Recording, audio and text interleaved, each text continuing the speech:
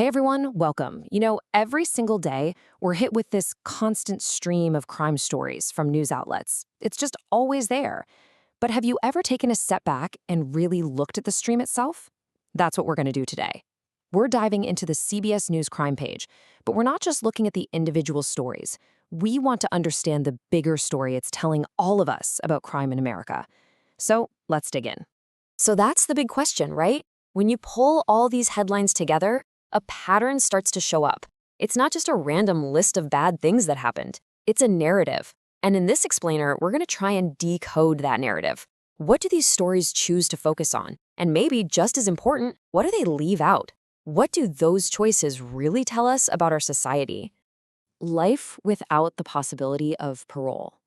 Just let that sink in. It's one of the heaviest sentences you can get in the American justice system. And this was the top headline today, the final judgment for the man who killed LA County Sheriff's Deputy Ryan Klinkenbroomer.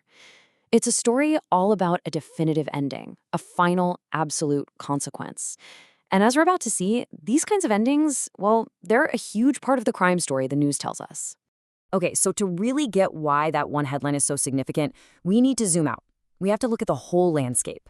Let's take a quick snapshot of the entire crime feed and see what kind of picture it really paints. When you actually break it down, the distribution is pretty striking.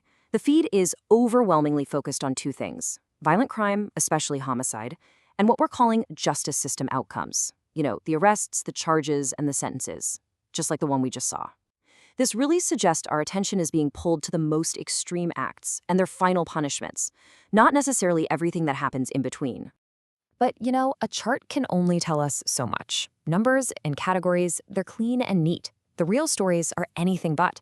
So to really get to the heart of what's being reported, we're going to unpack two very, very different cases that actually appeared side by side on the exact same news feed. All right, first up, let's look at a story that really represents the category that grips us the most, a violent crime that comes with a deeply personal, deeply human cost. This is a case that absolutely captured national attention. It all started with a mystery. Two young mothers, Veronica Butler and Jillian Kelly, who just vanished. They were on their way to pick up kids for a birthday party. It's exactly the kind of story that taps into our most fundamental fears. Just look at how quickly this all escalated. We're talking just over 2 weeks. In that short time, a desperate search for two missing women completely transformed into a double homicide investigation. Hope turned to heartbreak with terrifying speed.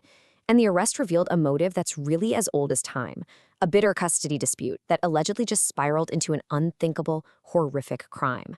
This quote from law enforcement, it just perfectly captures the emotional core of this story.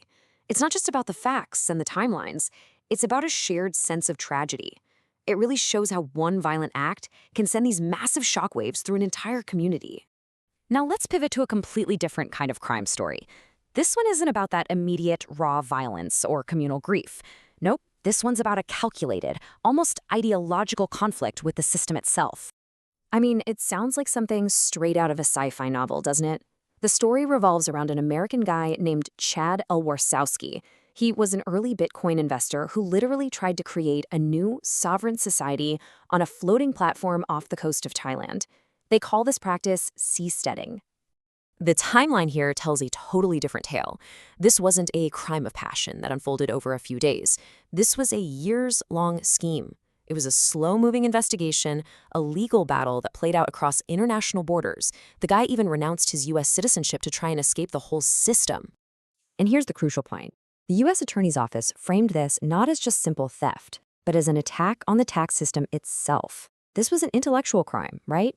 Using modern technology to break one of society's oldest rules. You gotta pay your share. So here we are. We've got two cases, both reported on the same day, on the same website, right under the same crime banner. But they are telling us fundamentally different stories about what it even means to break the law. Let's try and decode what we've actually seen here. The contrast is just night and day, isn't it? On one side, you have a violent, deeply personal crime. It's rooted in a family dispute, and it's leading to the most severe charges possible.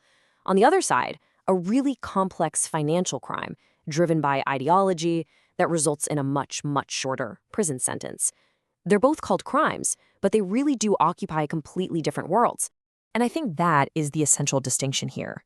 The story of the two murdered mothers is about the violent rupture of relationships, of community bonds. The story of the Seasteader, though, is about a willful separation from the civic contract, a break from the state itself. Both are crime, but they represent two entirely different kinds of societal breakdown.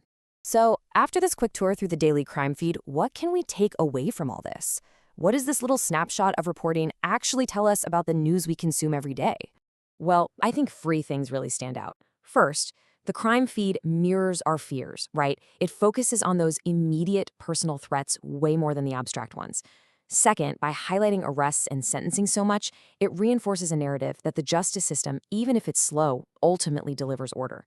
And finally, cases like the Crypto Seasteader, they're like a glimpse into the future, showing us how the very definition of crime has to evolve with technology and ideology. And that leaves us with one last question for you to think about. When you look at the story of profound human tragedy in Oklahoma, and then you look at the story of complex ideological fraud from the world of crypto, if you were the editor, which one gets the top headline? Your answer probably says a lot about what we value, what we fear, and at the end of the day, what story we believe really needs to be told.